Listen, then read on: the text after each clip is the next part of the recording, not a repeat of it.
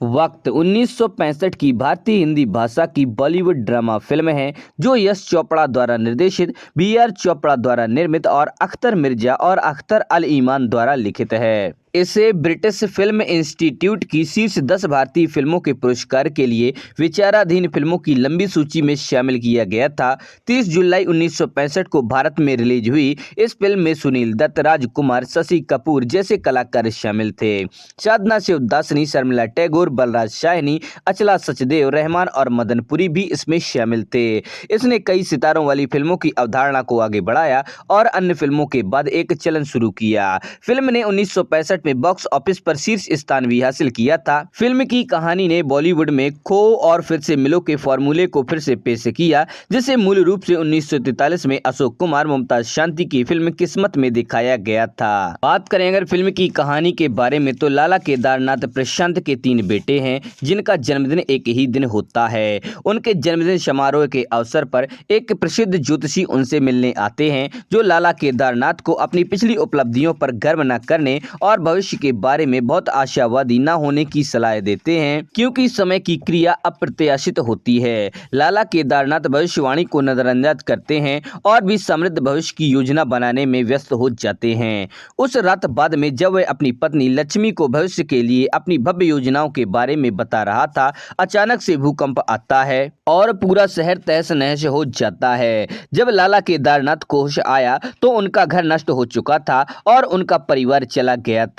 सबसे बड़ा बेटा राजू एक अनाथालय पर पहुंच जाता है, जबकि मंझला बेटा रवि एक अमीर जोड़े को सड़कों पर मिलता है जो उसे अपने बेटे के रूप में पालने के लिए अपने घर पर ले जाते हैं। सबसे छोटा बेटा विजय, जो अभी शिशु है, अपनी मां के साथ है। परिवार के बाकी सदस्यों को ढूंढने में असमर्थ लक्ष्मी और विजय गरीबी में रहते हैं। लाला केदारनाथ ने राजू को अनाथालय में खोजा, लेकिन पाया कि वह भाग गया है, क्योंकि अनाथालय प्रबंधन ने उसे पीटा था। निराश होकर उसने मैनेजर की हत्या कर दी और जेल चला गया। जैसे ही पुलिस लाला केदारनाथ को लेकर भागती है, दर्शक युवा राजू को सड़कों पर भागते और एक वयस्क में बदलते हुए देखते हैं। इसके बाद राजू एक परिष्कृत चोर राजा के रूप में बड़ा होता है जो चिनॉय सेठ के लिए काम करता है। इसके बाद राजा को मीना से प्यार हो जाता है और वह अपराध की जिंदगी छोड़ने का फैसला भी करता है। उसे निराशा होती है जब उसे पता चलता है कि मीना रवि से शादी करना चाहती है, जो उसका पारिवारिक मित्र है। अपनी सगाई से एक रात पहले उसने रवि को मारने का फैसला किया।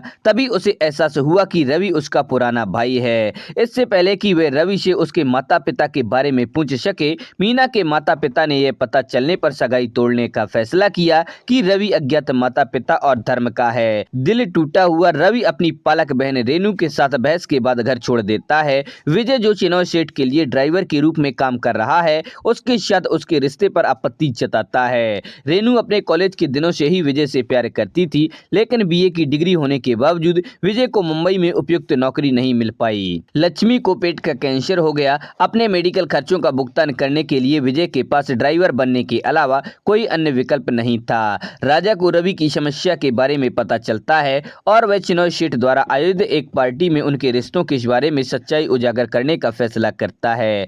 हालांकि चिनॉय सेठ का कर्मचारी बलबीर सिंह पार्टी के नशे में मीना के साथ दुर्व्यवहार करता है और राजा उसके साथ मारपीट भी करता है। उस रात बाद में नशे में धुत बलबीर का चिनॉय सेठ से झगड़ा होता है और आत्मरक्षा में चिनॉय सेठ अपने खंजर से बलबीर पर जानलेवा हमला कर देते हैं। अपने अपराध को छुपाने के लिए उसने राजा को फंसाने का फैसला किया और शव को खींचकर राजा के घर ले गया और अपनी कोठरी में छिपा दिया। विजय यह देख लेता है, लेकिन अपनी मां के इलाज के लिए पैसे का वादा करके चुप हो जाता है। राजा को गिरफ्तार कर लिया जाता है और वह रवि से एक वकील के रूप में उसका बचाव करने के लिए कहता है, जबकि विजय शुरू में झूठी गवाही देता है और फिर सामना किए जाने पर अपने बयान से मुकर जाता है। लाला केदारनाथ भी गवाह के रूप में अदालत में पेश होते हैं, जिन्होंने राजा को पुलिस द्वारा पकड़ा हुआ पाया था।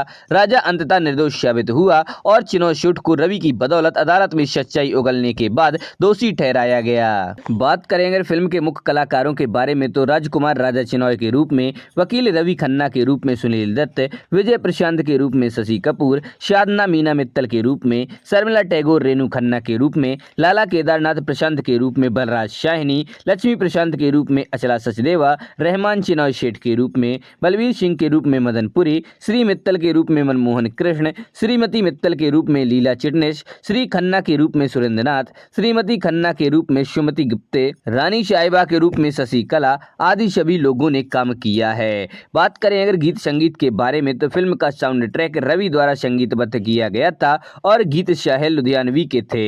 इस फिल्म में कुल 8 गाने हैं। पहला है ए मेरी जोहरा जबी, इसको मन्ना डे ने गाया है। दूसरा है वक्त से दिन और रात, इसको मोहम्मद रफ़ी ने गाया है। तीसरा है दिन है बहार के तेरे मेरे इकरार के, इसको महेंद्र कपूर और आशा भोसले ने गाया है। चौथा है हम जब सिमट के आपकी बाहों में आ गए, इसको महेंद्र कपूर और आशा भोसले ने गाया है। पांचवा है मैंने एक ख्वाबशा देखा, इसको महेंद्र कपूर और आशा भोसले ने गाया है। छठवां है कौन आया की, इसको आशा भोसले ने गाया है। सातवां है चेहरे पे खुशी, इसको भी आशा भोसले ने गाया है। आठवां और आखिरी है आगे भी जाने न तू, इसको भी आशा भोसले ने गाया है।